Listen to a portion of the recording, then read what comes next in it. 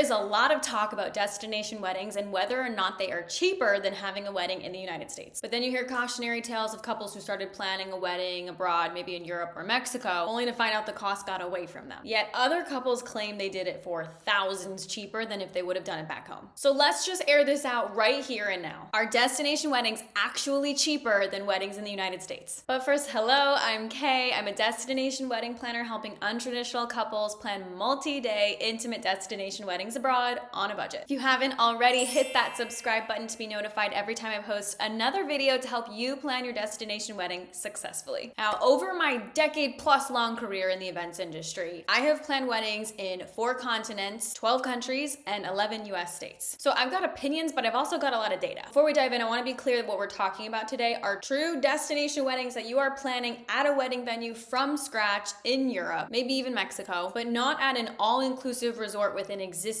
wedding package. Off the bat, I think it's important to differentiate between those types of weddings and destination weddings you're planning from scratch. Those all-inclusive resort packages are probably the ones that you hear about in the mainstream media where couples are like, I spent $5,000 on my wedding. It is cheaper because they are relying on the revenue that you are bringing in from your guest, paying for those rooms, and the all-inclusive package. So it actually subsidizes your other wedding costs like the venue rental and maybe some of your other vendors because they put it all together in a package. The reason why I'm not talking about these types of weddings is there are a lot of caveats with them. First of all, being a lack of privacy. You're not exclusively renting out this venue. You probably have a sectioned off area of the beach and 30 feet away someone is suntanning that you don't even know. You also don't really get to choose your vendors in those packages because the resort has already negotiated certain relationships with vendors, typically with the arrangement that they get a kickback for recommending that vendor. Vendors like DJs, florists, photo video teams, sometimes a hair and makeup artist is actually chosen for you by the resort. And if you do want to sub them out to have your own vendors, you usually have to pay a fee of between $500 and $1,500 per, depending on the resort. Also, those packages can kind of seem deceivingly low in price because it's $5,000, but you only get 2 hours of photography, depending on the resort. And I recommend at least 6, ideally 8 if it's in your budget. So I think that's a good example of how they kind of boil it down to make a really affordable package, which is awesome if that is your vision. But most of the couples I help don't want that. You guys want to plan a unique wedding that is totally you, and you're probably doing it in Europe, and those types of all-inclusive packages aren't even really over there, like they would be in resort areas of Mexico and the Caribbean. That's why today I want to talk about the true destination wedding from scratch at a wedding venue that is not an all-inclusive resort. That way we can kind of have an apples to apples true comparison of weddings like that abroad versus weddings like that in the United States. Let's talk about general price difference in the market between the United States wedding market and abroad. It's not a secret. People talk about this all the time, and it's absolutely true that the US wedding market is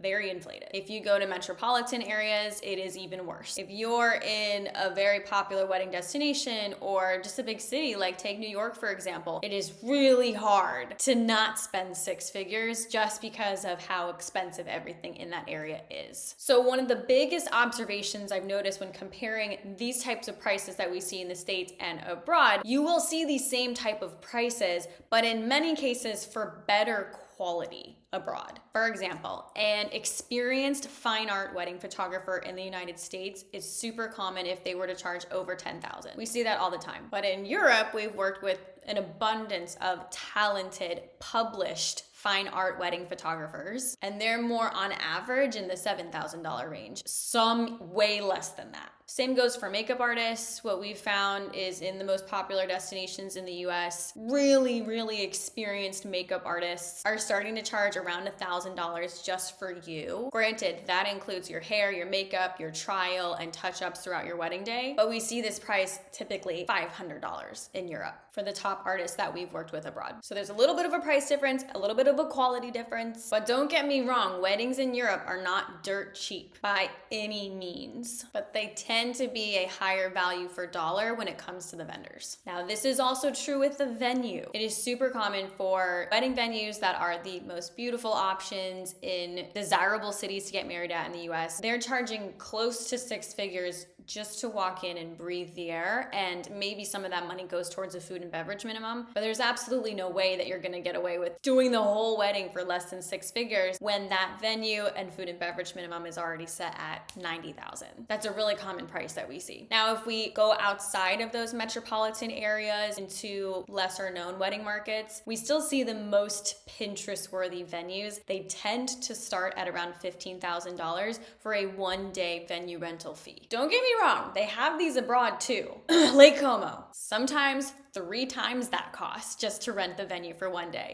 Villa Balbiano. But there are so many venues for that same $15,000 in Europe where you're getting the venue for 3 days and it includes accommodations for maybe like 30 people. To check some of those venues out, check out this video right here. So off the bat, it's a better value for dollar. But you could actually take it a step further. Because there are accommodations attached to your venue, there are guests that are going to stay in those rooms and you can have them pay for those rooms just like they would have to pay for their room if it was at a random hotel. So because you're collecting back those guest payments, instead of spending $15,000, you're spending 0 on your venue. Quick pause if you're finding this helpful. Please let me know by liking this video and tell me in the comments. I'm really curious, where are you interested in having a destination wedding? Now, another reason that destination weddings can be less expensive, this is probably the most obvious one, is the guest count is usually lower than if you're having a wedding back home in the States. When you pick it up and you put it on a different continent, less guests come. That's just the truth. And since wining and dining your guests is your biggest ticket wedding budget item, sometimes could be up to $300 per person, the less guests that come, the less money you spend. So even if the food costs the same at your caterer in the United States versus a caterer in Italy, for example, you might be multiplying that per person cost times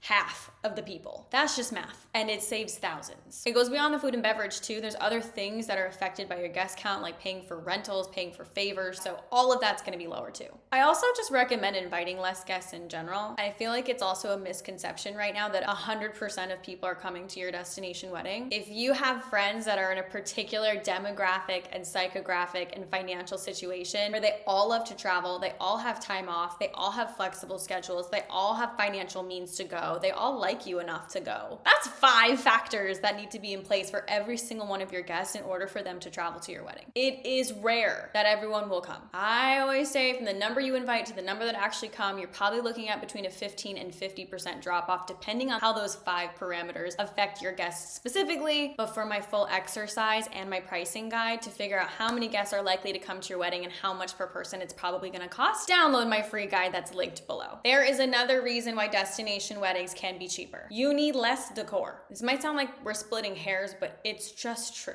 If you're getting married at the wedding hall in Chicago, we want to make it not look like a wedding hall in Chicago. So we're putting flowers, maybe rentals, lighting, decor to make it look special. I call that putting lipstick on a pig, and the lipstick is very expensive. Instead, we fly to Europe and get the venue that already looks like a swan. You lean into the beauty of the venue. We add less flowers, less lighting, less decor, less rentals, less everything. And because you had your guests pay for the venue, not only might your venue be $0, but we're not spending tens of thousands to add to it. So in conclusion, are destination weddings cheaper? In the case of so many couples that we've worked with, in the case of my own destination wedding, the truth is we would have spent the same amount of money if it was in the United States versus abroad. While your wedding might not be cheaper, it is the consensus of many couples that you're getting a better value for your dollar. 6 hours in the States versus 3 days in Europe. 200 guests with a minimal menu versus 30 guests with the most high-end food and beverage pairings. A ballroom in Chicago versus a 500-year-old Tuscan villa tucked between vineyards. Higher cost vendors because the market is inflated versus more experienced vendors for the same price. So will you save money? Maybe. Will you get more if you value experiences in an intimate setting? Absolutely. So the only question that remains is, okay, how much is it actually going to cost? To answer this, download my pricing guide to estimate the cost of your destination wedding in Europe before booking a venue. The link to download that is below. And for even more from me to help you plan your destination wedding successfully, don't forget to subscribe, give this video a like, and watch